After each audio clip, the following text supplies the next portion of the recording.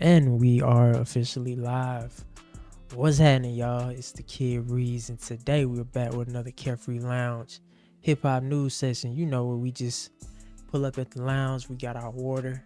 We're gonna talk about what's going on in hip hop, some things that I got on my mind and I want to talk to y'all about today. So I appreciate you, everybody that's pulling up to the stream right now, showing love. Hold on 1 second, real quick, light. Make sure I get this gotta make sure I get the chat popping, because just in case somebody pop in, they want to say something or they want to chat with your boy, I gotta make sure I got that ready. But look, today we're gonna be talking about 4 different things. So as you all know, Kendrick Lamar is back to #1. That's right, Not Like Us is headed right back to the top of the chart. So we're gonna talk about that. We also gonna talk about Drake. He's been in the headlines lately because of a t-shirt. Yeah, a t-shirt. As crazy as it is, he's back in the headlines because of a t-shirt. Not the rap battle, but a t-shirt, right? So we're gonna talk about that, and then we're gonna get into some information about the Young Thug trial that's going on right now. There seems to have been a change in judge, so we're gonna talk about that, and we're also gonna talk about Cameron and Mase going back and forth with Jay Prince. That's right, man. It's a lot going on today. So without further ado, welcome to the Carefree Lounge. I hope you got your feet kicked back, and we about to get into this hip hop news session. All right, so look, to start it off, Kendrick Lamar's Not Like Us returns to #1 following music video hype. It says Kendrick Lamar is back on top of the Billboard Hot 100 charts as Not Like Us returned to the #1 spot this week after the release of his music video. Moreover, it becomes his longest running chart topper with 2 weeks, and it follows shift within the top 10 of the chart since the song's initial release. Specifically, it was at #3 last week and shuffled between spots 2 and 6 in the 8 weeks between its 2 chart topping weeks. All in all, this goes to show there's still a lot of interest in bumping this song over and over, and we'll see how long the hype lasts. Now, y'all, I'm gonna keep it real. I have been playing Not Like Us. You know what I'm saying? I know a lot of people say, oh, they run it into the ground. That's just how they playing now. Like, listen, bro, it's a hard record. It's a bop. You know what I'm saying? I don't even really listen to it because I'm like I'm listening to it because it's a Drake disc. It's really a bop. It just so happens to be a Drake disc. You know what I'm saying? But let's read some more from this article. It says, furthermore, whether you think that Kendrick Lamar and company are milking this Drake beef, Not Like Us, it seems like most people are just content with enjoying the moment in the song instead of roping Drizzy into everything. For example, Kendrick supporter and fellow West Coaster Wack 100 chose to recently talk about the video, and he said that, he don't feel like he unified the gang activity in LA. But I mean, I don't think that's really what it was about. I think it was about just showing love, because at the end of the day, you can't get everybody to get along. You feel me? So here's a picture of Kendrick Lamar's Not Like Us returning to #1. Now, I think this is his longest running #1 record, other than I want to say it was Element that was prior, but with Not Like Us, he returns to #1. And man, it got to be a good feeling to be a independent artist. Of course, he has distribution, but it got to be a good feeling to be an independent artist and have a song on #1 for your company. Kendrick is on top right now, and to think this all started with a Metro Boomin song and a verse where he calls out the big three in hip hop, and he says it's no big three, it's just big me. So shout out to Kendrick Lamar, man. Back to #1. Not Like Us is still heating up the charts. It's still doing big things. But there is more, ladies and gentlemen. Yeah, there is more. Not Like Us has a video game. Now, I'm not sure if maybe you've seen this or not, but if you go to notlikeuSgame.com right here, pretty sure y'all can see that right in my browser. NotlikeuSgame.com. It's gonna take you to a website that has a game where apparently you beat the owl. Now let's take a look at the credits. So it was designed with love by Richie Branson, also made the Chiptune soundtrack. Just a random brother who designed games for Bleacher Report and worked for Epic Games as a game designer on a little game called Fortnite. That's not a little game, by the way. That's a huge flex. This game is a free love letter to hip hop video games, to hip hop and video games. If you want to support, show love to my Cash App or my Venmo. So apparently this was done just because he was a fan. Okay. Hey, fan. You know what? Let's play it. So tap the owl to begin. Okay. Are you serious? Another owl has appeared. You know what to do. Okay, so it says, WAP. You're on a roll. Owls will keep appearing around you, but they won't stay long, so be quick. Let's see how many you can hit in a row without missing. Okay.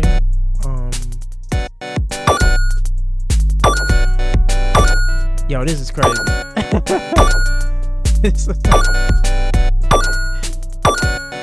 Yo, okay.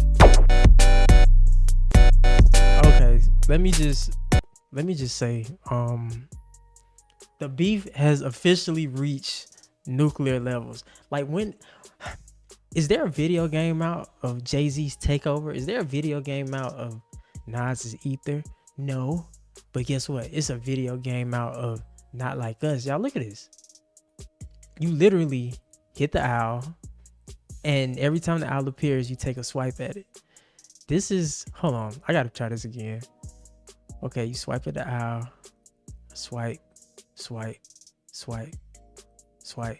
Okay, you gotta be quick though, cause it keeps speeding. Okay, there we go. Yo, they really made, yo, I gotta try this again. Hold on, cause I'm actually having fun. Let me see. They really made an OVO owl game where Kendrick Lamar is hitting the owl. Y'all, this is legendary. I don't think I ever seen that like this in hip hop. But then again, it goes back to what I was saying about, hold on, I gotta get that beat. He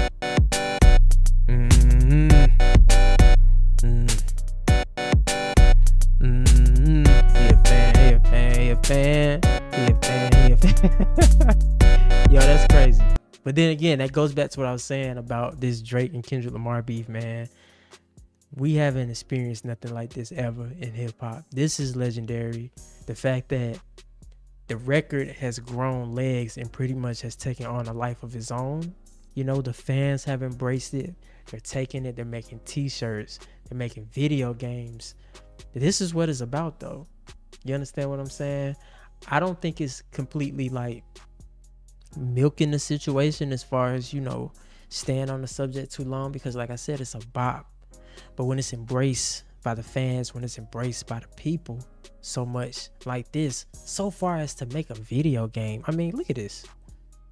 I mean, this wasn't something that you sit down and you do right quick. Like, dude really probably sat down and put some time and energy into this, and this is actually gets harder the further you go into the game. As you see, I'm trying again. I'm on 11. See, you got to be faster than that. But to sit down and actually make a game like this just because of that moment in hip hop, it's legendary, and you gotta love it, man. So let me shout him out again. Let's see, what's his name? Richie Branson. So yeah, Richie Branson, he was the creator of this game. Kendrick Lamar did not have anything to do with this. So I don't want, I want Drake fans, all in the comments yelling like, it was Kendrick. No, bro, it was not Kendrick. It wasn't PG Lang. It was a fan of Kendrick Lamar's work that went on and to make a game about the Not Like Us record. So shout out to Kendrick Lamar, man. He's just winning all around. Not Like Us going #1. He got people making video games for the diss record. It's amazing right now. All right, so look, since we talking about Kendrick Lamar, let's go ahead and get into some Drake news. Now, Drake faces backlash for wearing a rap is a joke shirt while venting about dealing with pressure from the rap game. Huh? Let's read a little bit from the article. So it says, Drake is coming under fire on social media for rocking a shirt with the phrase "rap is a joke" written on it. He shared a picture of himself with the black sleeveless top on Instagram while venting about dealing with pressure in the caption. The pressure from being on top does more than just make your ears pop, he wrote. Now, that's this picture right here, ladies and gentlemen. I'm pretty sure y'all can see that. Yeah, y'all can see that. So in this Instagram picture, Drake is wearing a shirt that says "rap is a joke." a lot of fans were pissed off because they was like, oh, Drake, you think rap a joke now because you lost this major battle, so now rap is a joke? Was it a joke when you was beating down on Meek Mill with back to back charged up? Was it a joke then? Huh? A lot of fans was mad, man. They was hopping online all in the comments like, Drake tripping. But if you do a little bit more research, this is actually from a rapper named Frank Stacks out in LA. He's a battle rapper, and it's actually his shirt. If you take a look right here, rap is a joke, rapisajoke.com. Now this goes back to what I was saying about Drake, about him being a hip-hop nerd. You know, a lot of people were discrediting Drake early in the battle because a lot of people feel like Drake has come up in the game and he doesn't really have a knowledge of what's really going on hip-hop wise. But I'm here to tell you that the kid does. He does. He knows his stuff. Now this is from a rapper out of Cali named Frank Stacks. Coincidentally, he's from California, the same place Kendrick Lamar is from. But he's a battle rapper out there, and apparently he is the shirt's creator. So, as you can see, rap is a joke.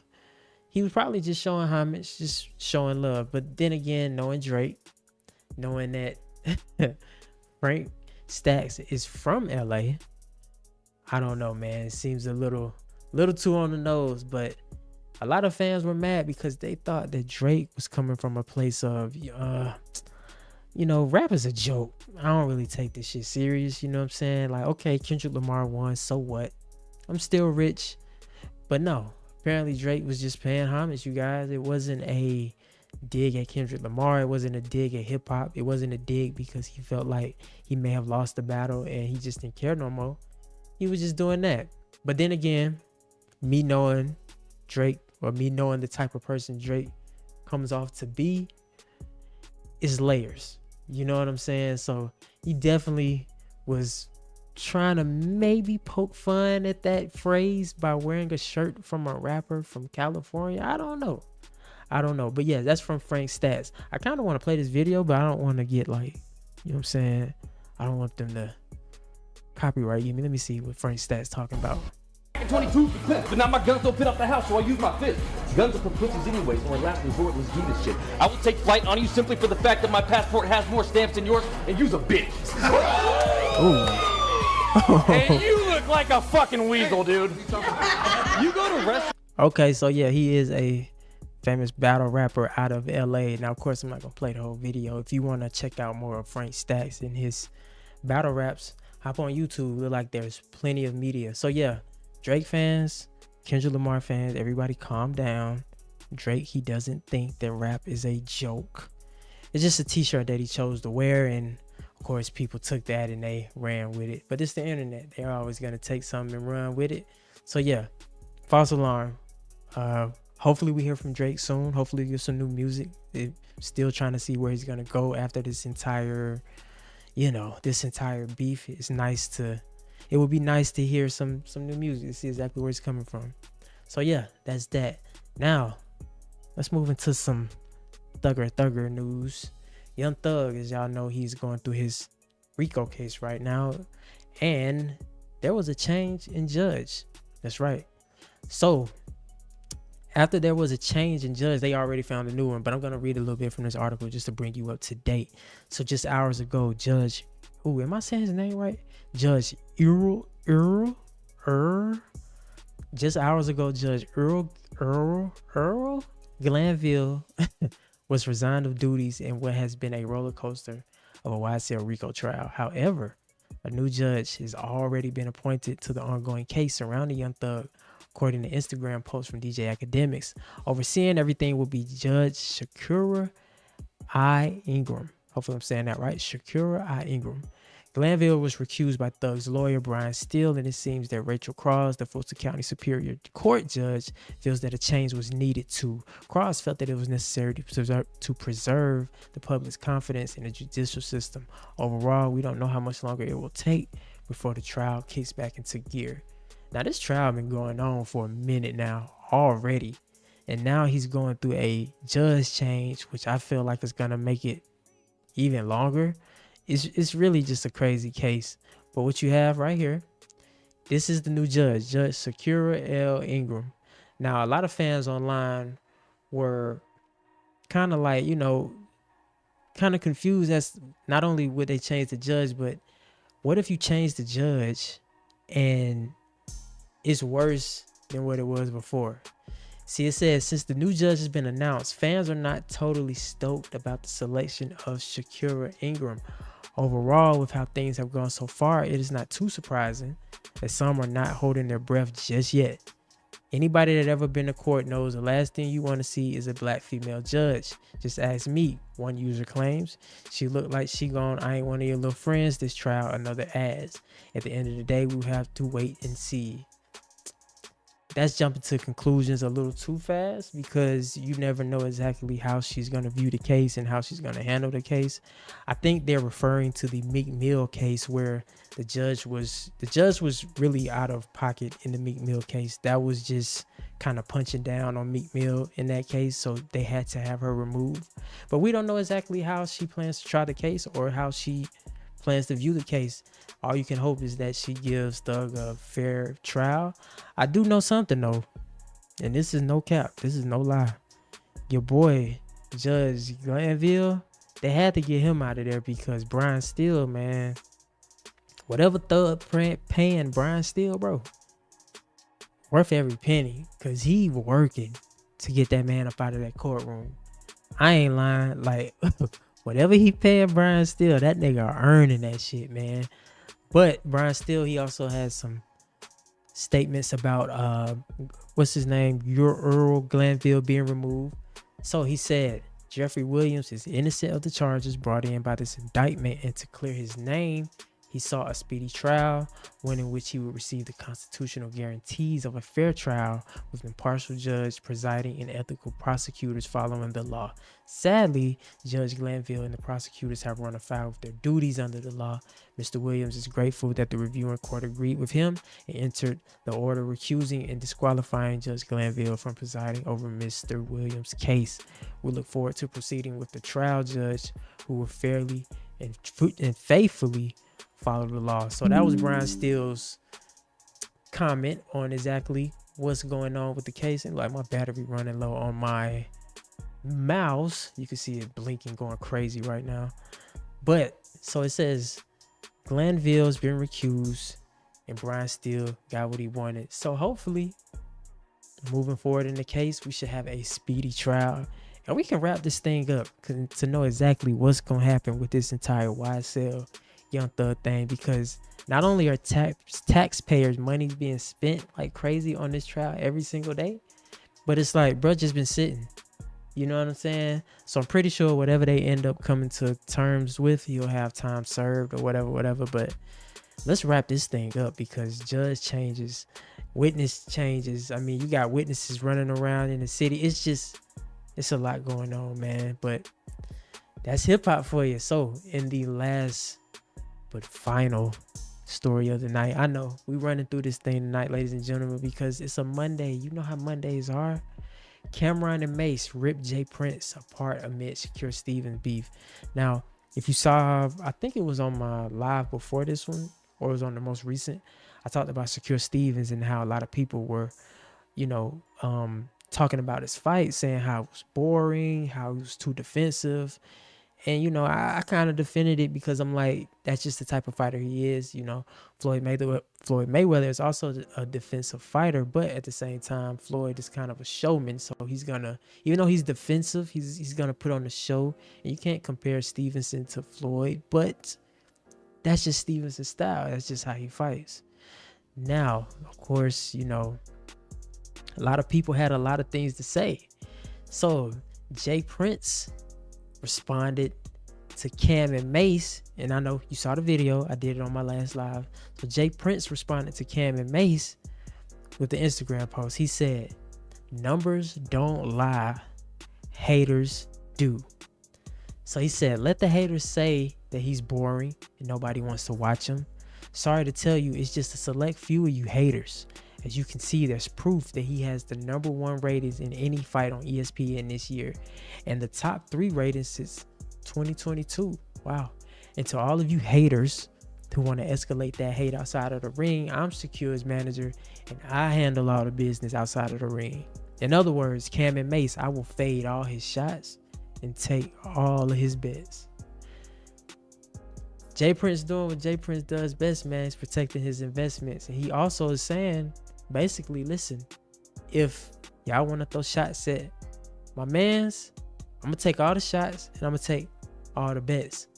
So, of course, you know Cam and Mace, they some Harlem niggas, man. You're not just finna say something to them and they don't get a word in or get the last word.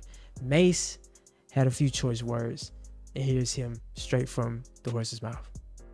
All right, go ahead. I got this one. You gonna take all his fades and take all his shots and you handle everything out the ring? All right. So then we talking to you then, all right? We starting with you. Since you the big homie, we starting with you. That's how it goes around here. I want to just start off by saying you are so, like, lacking self-awareness. Like, when you give such a lackluster performance and then you think you can make threats to people because you gave a lackluster performance, pause.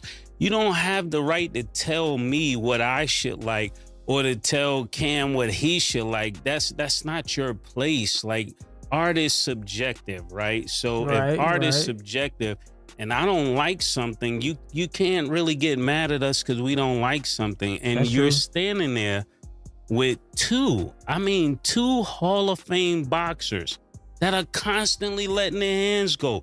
So I think is crazy that Andre Ward let his hands go. Terrence Crawford definitely let his hands go. And then you walk out with these boxers and you don't tell the next guy to let his hands go. This is a lapse of judgment. And I'm gonna tell you another thing. When you're dealing with older people, they're the last to know that things have changed. We not your little niggas. Like, the way you talk it, I don't get what you mean. We're not your little niggas. Like, for real. All that big homie stuff, that's for little niggas. Little niggas have big homies. We're not little niggas, so we don't even respect big homies. I know Killer doesn't, and for me, This nigga can't I be. never respected niggas in the streets. That's why I always got the problems I got. Niggas would tell me, Mace, chill. No, chill for what? Who is this nigga? That's how I feel listening to this, man. Like, Bruh. I want to respect you, but I can't. And I'm going to tell you why. Because if I got a little, like the dudes that raised me, if I was out of pocket, they would tell me I'm out of pocket. They wouldn't let me put them on a crash out mission. They would say, yo, Mace, listen. Mm-hmm. Around here, we don't send niggas to do nothing for us. We don't pay niggas to handle our problems. Mm-hmm. You got to put in your own work around here, Lord, man. That's what you were supposed to tell them. You can't go out here and talk crazy and then send me on a mission. Mm-hmm. Nah, this is where the game got messed up. When young niggas started sending old niggas out, and just because this little ignorant nigga got a few dollars, he make all of you that's supposed to be real run after his mission. Mm. This is a problem, Jay This Prince. nigga. And I'm going to tell you like this. If you're 60 years old Mm. and you trying to be a street nigga, you failed. You failed. I'm telling you this. And I stand, my name is Mace. I stand by this message. Let me explain something to you, bro. Mace said it exactly like, you 60, nigga. You 60. What are you talking about? What are you, bro? Bro, I lost listen. mad respect for you because I used to have mad respect for you. When you had Shakur with you, when you line Young Boy NBA up, why the fuck you got Shakur with you? And this is why he acting like that. This is exactly why he acting like that. Talking about you got Young Boy NBA umbrellas and his keys to his car. Young Boy NBA told y'all niggas eat a dick. This is what he said. This is what Young Boy NBA said. Wack 100 was the most disrespectful. He said, "Young Wild boy disrespect. NBA." I ain't even gonna repeat the shit Wack 100 said. Mad disrespectful. Drake is beefing with Kendrick Lamar as we speak. I have not heard, this is the first time Drake got into some shit and I hear you say shit to Kendrick Lamar now. Why do you think that you could tell us what we can and cannot say, my nigga? Control your nigga. Control that nigga. Ain't nobody gonna tell a nigga, get the strap, and then we gonna sit there and be like, hey, I think we should shut up. Nah, nigga. This is not 1982, bro. No cap. You cannot sit here and tell niggas get the strap and then niggas be quiet. Nah, Nobody know that part because our shit just be going viral. You bugging. You bugging, James. You bugging, my nigga. And I'm gonna leave it at that. I don't know what bet you talking about, all that other slang down. Bet it. Whatever bet you talking about, bet it. I don't know what bet it. Bet it. You wanna bet it? I don't know what to bet it. Man, listen, bro. I'm told niggas time and time again, you know, you cannot talk shit to a Harlem nigga and not expect a response. Now, you know, Cam and Mace, they their own man. You know what I'm saying? Jay Prince, he his own man. But at the end of the day, they're right. They do have the right to their opinion. You feel me? If they themselves felt as if the Shakur Stevens fight was boring and that he's holding his punches and that, you know, he's not putting on a show, then they have the right to say that. Now, Mace will go on to say, you know what I'm saying, you saying that you made money from this fight, blase, blase, but it was on ESPN, which, you know, it was free to watch. I actually didn't know. I actually thought it was a paid fight. You know what I'm saying? I was surprised to turn on ESPN and see it on there. I was like, oh, shit. Okay, I can just watch the fight here. Cool. But yeah, man, hopefully Shakur on his next fight, man, he come back, he put on the show, he silences all the haters, everybody that was talking shit about his fight or whatever. But you cannot fault people for having their own opinion, because you might have somebody that'll watch some of my videos and be like, oh, this shit suck. I'll be like, all right, cool. I don't give a damn. It's my shit. It's how I feel about it. I love my shit. You feel me? So, you know, everybody got their own opinion. I just think that, you know, let's not bring it to the extra level, which is, you know, fisticuffs and now people fighting in the street and stuff like that. But yeah, man, the Cameron Mase is what it is versus Jay Prince and Shakur Stevens. It continues, ladies and gentlemen. But with that being said, that's gonna bring it to the end of this show today, man. We didn't really have a lot because, like I said, it's a Monday. You know how it is coming off the weekend, man. Slow business, but hey, man, slow business better than no business. You hear me? So, shout out to everybody that checked in. You know, I had a couple people pop into the chat. Wait a minute, hold on. Yep. Had a few people pop in and say what's up to the boy and shit like that. And you know, I'm gonna be back tomorrow with brand new video. I just dropped a new video actually before this. It was a college football 25. If you're interested in gaming or anything like that, make sure you head over to my live section. I did like an hour today just playing the game because, you know, it came out today. So hop on over there, check that video out. And until next time, ladies and gentlemen, it's the kid Ríez.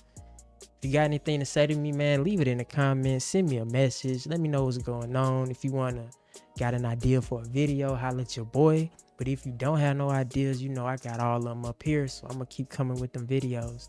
But until next time, y'all already know what to do. Y'all stay carefree. Y'all be safe. And I got to make sure I end it on the right note.